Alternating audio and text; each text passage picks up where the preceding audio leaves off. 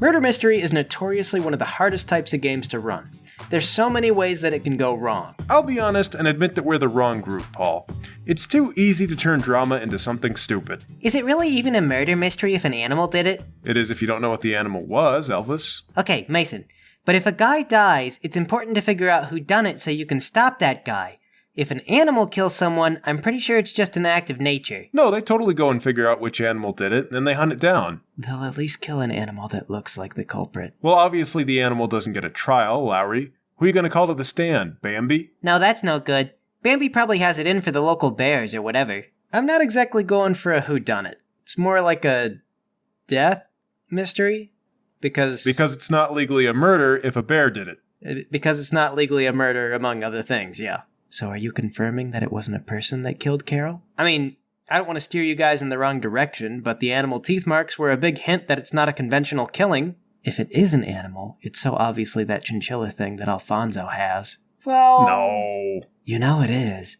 Paul introduced a conspicuously weird animal, and then, oh look, people start dying. Lowry, don't you think that makes it a little too obvious? I mean, I was thinking it was the same thing. Okay, but let's be real. Mason, following the convention that the audience is stupid, you have to make the answer obvious, or else they're gonna get angry and throw a lamp at the TV.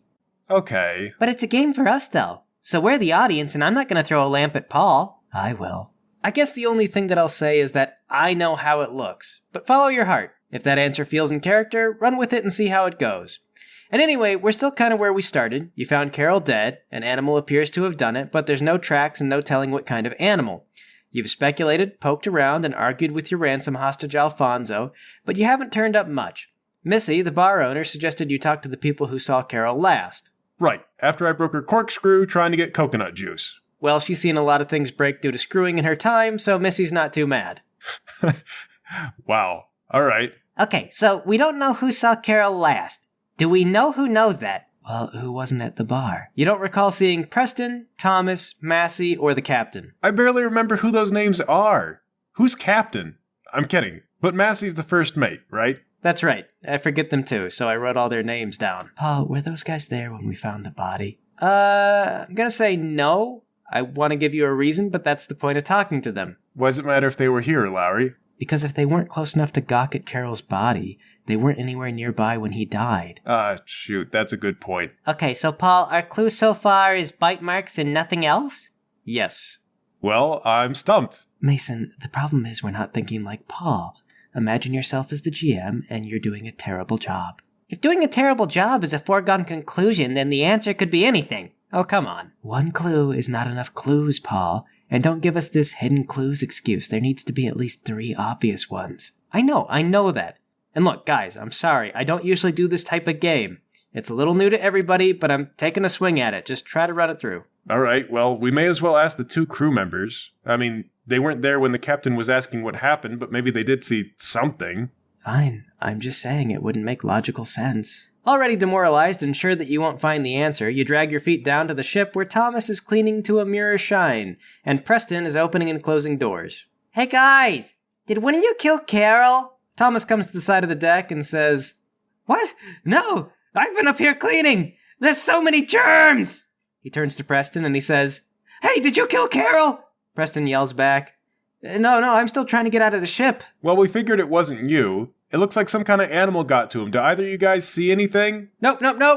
Yeah, sorry. I haven't left the boat since we docked. See, I told you, we've got nothing. And frickin' Missy, bragging on us. Go down and talk to the other guys. She's just trying to get us out of the bar. You think Missy doesn't like us? Elvis, all we ever do at her bar is drink free water. She has to hate us.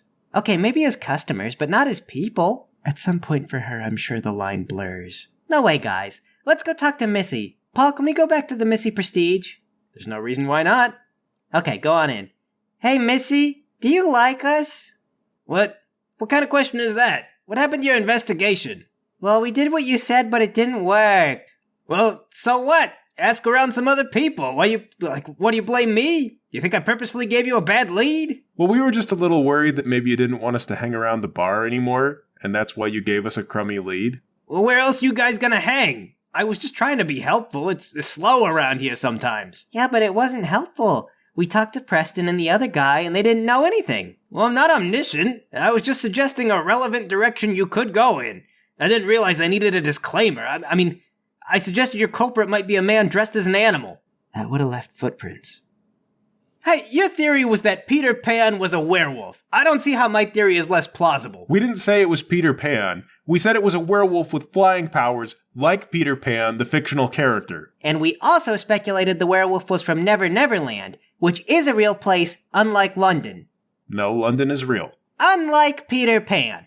Okay, so if that's what you think, are there still Lost Boys in Neverland? I mean, yeah, of course. Them and a bunch of Native Americans. Well, don't the Lost Boys dress up as animals? I don't remember. I could swear there's a little boy dressed up as a raccoon, and maybe he's just wearing a raccoon hat or something, but they attack pirates. So what you're saying is that a flying child dressed up as a wolf flew down from the stars and killed Carol, the largest man in the crew, and also that you like us as people. Yeah, if we're just throwing things out there, yeah. The captain won't believe any of this. You don't know, Lowry, I believe it. Elvis, you want to believe it. That's totally different from really believing. Not if you want to believe hard enough, that's how fairies get made. Well, the way I see it, guys, we have two options. Either we can go tell the captain our theory, at which point he'll get mad and probably punish us, or we can run off and hide in the woods on the island, where there's also probably a dangerous pirate-killing animal. Oh wait, no, there's three options. We could also just stall and not report anything and see if maybe the captain forgets. Let's try for option 3 and then bail for 1 or 2 when the captain gets to it. Just then, the captain comes in. Ah, gentlemen, so what have you figured out so far? Captain, sir. Well, we figured out it was some kind of animal. The bite marks are obvious. I see. That's a relief. I'm glad to know it wasn't one of the men. Any idea what kind of animal? No, sir. The teeth were pretty big, though. We'll keep looking into it. All right, then. Best of luck. Let me know when you find something. The captain leaves, and I guess you guys give up for a little while? You have given us nothing to work with, Paul. 3 days pass. Okay, hang on. You know in the movie Clue, every time they turn a corner, somebody new has died? That's because it's a well-paced film, Paul. You expect us to wait 3 days for new information. I'm realizing how stupid that is as we go, Lowry, but yes. That's how long it took to get back to port, wasn't it? Yes, Elvis? Okay, I don't know if we ought to act on that information.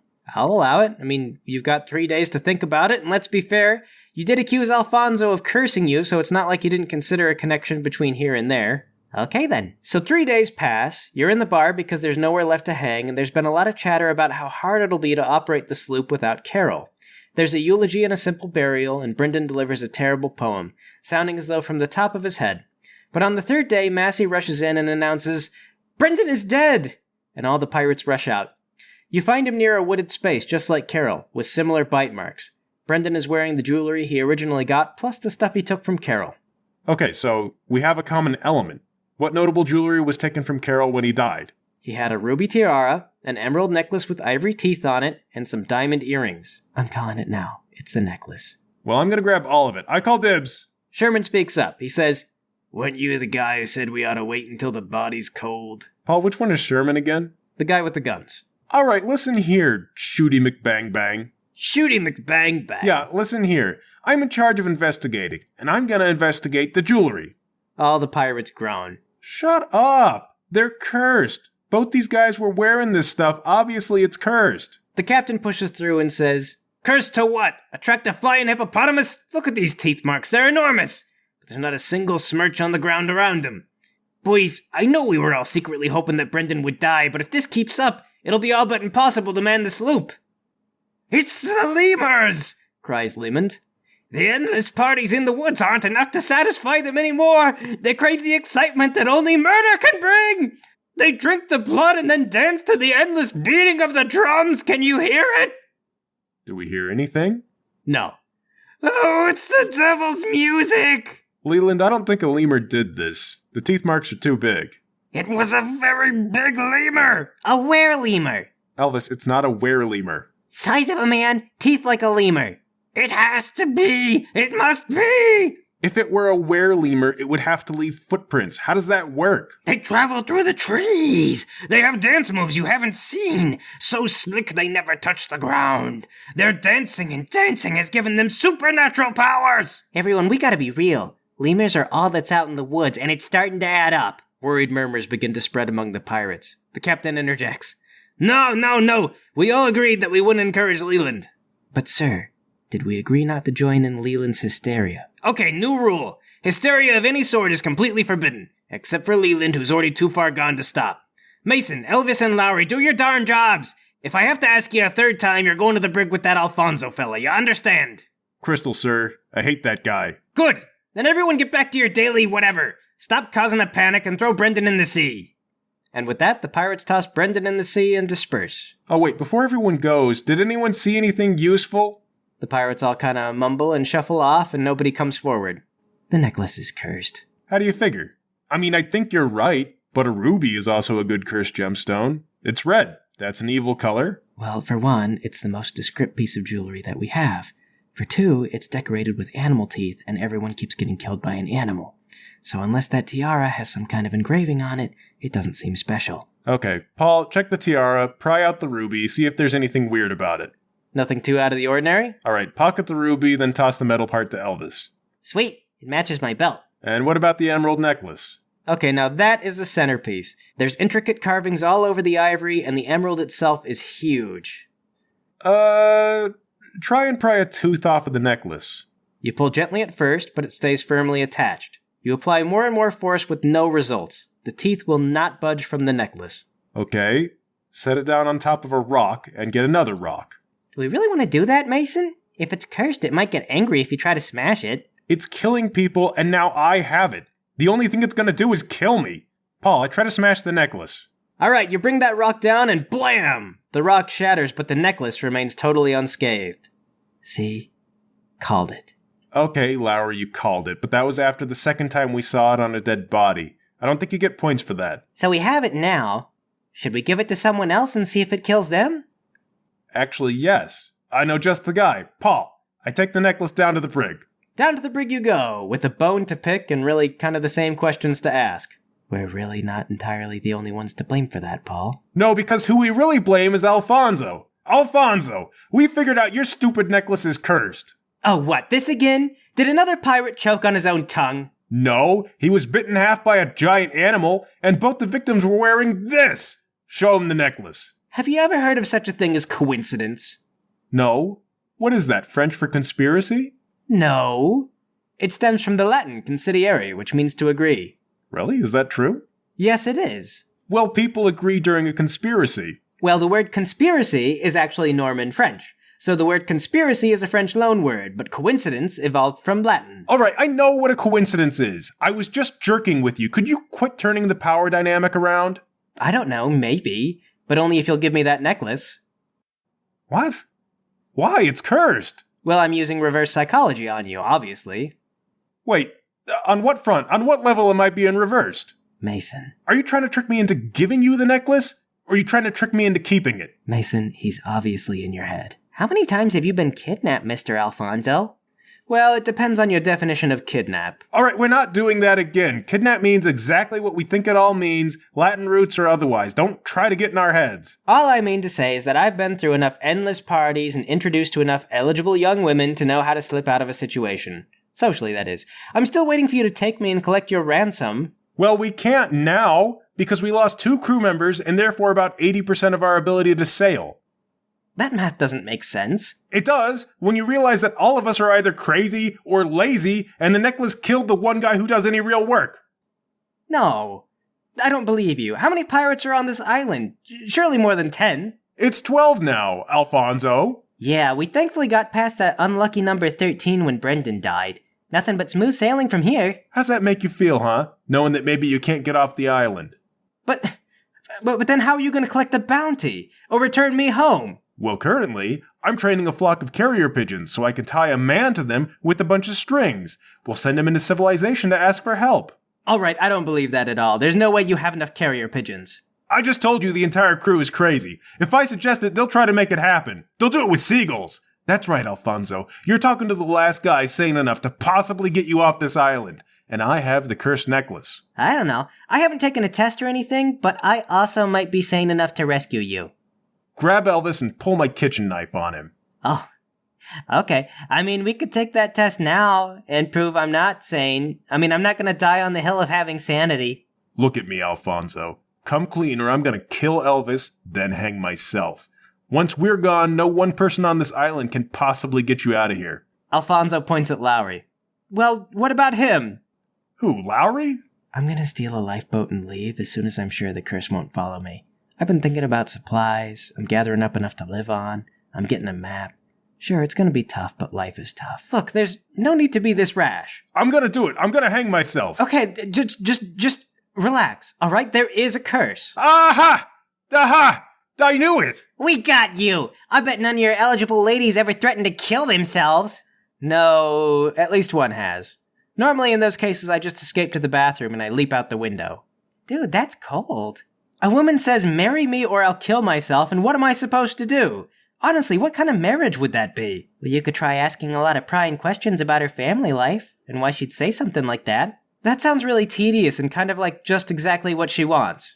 Love is tedious. That's exactly what Mother said. Excuse me, we're getting off track here. I have an evil necklace that kills people. I have it. It's gonna kill me. Yes.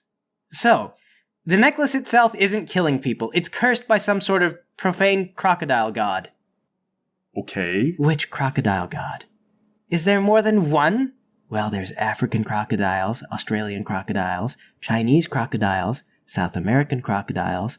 Is it the god of all those crocodiles? I don't know. I guess a god implies a certain level of omnipotence. Is it the god of caimans? If those are crocodiles, I presume as much. See, that was a trick question. Caimans are part of the alligator family, not crocodiles.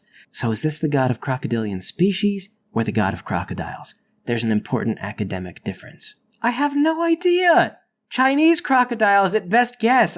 I got the necklace in China from an old man in a knick-knack shop. It's also where I got Fluffins here. The man told me not to feed Fluffins after midnight, but I defied him. And it turns out he warned me that because it makes Fluffins fat. So now we're rather strict about it, aren't we, Fluffins? Did he tell you the necklace was cursed? Yes. He gave a variety of ominous warnings, and he explained that Fluffins and the necklace were a package deal. I didn't believe the curse, and the first thing I did was feed Fluffins after midnight, and that turned out okay. Don't ever tell me what to do, is the moral of the story. Well, how are you not dead? Well, you see, every 3 days the crocodile god comes for whoever is holding the necklace. But if he can't catch you for whatever reason, he kills another, usually a loved one. But if not that, a friend. It's killed virtually everyone that I care about, and I'd do anything to be rid of that curse. Have you tried throwing it away? Go ahead, you try it, see how it works. It'll come right back to you. Did you keep the receipt? Did you try returning it? Well, for one, there was no official receipt, and two, that's how I know it always comes back. No matter where you leave it, who you leave it with, sooner or later it finds its way back to you, oftentimes killing its way through everyone who kept it. I suppose that would explain why you were sailing across the sea, transporting nothing but jewels and alcohol on your way to, what was it? A meeting about bananas? In fairness, I really was going to go talk about some bananas. It just wasn't a necessary trip. I normally correspond by mail about that kind of thing. Wait, you set us up. You set yourselves up. Robbing people, honestly. Don't you have any sense of poetic justice? Well, now what, since you're trapped, Mr. Poetic Genius? Let me out, and I'll help you find an answer. No way, you're completely insidious. Wait, is this reverse psychology again? Yes. I knew it! Wait. You're doing reverse psychology now. You're trying to make me do the opposite of what you want. So long as you do what I want in the end. Well, I'm not gonna do it. Then how do you propose that we get out of this mess? Just you wait. I have a plan.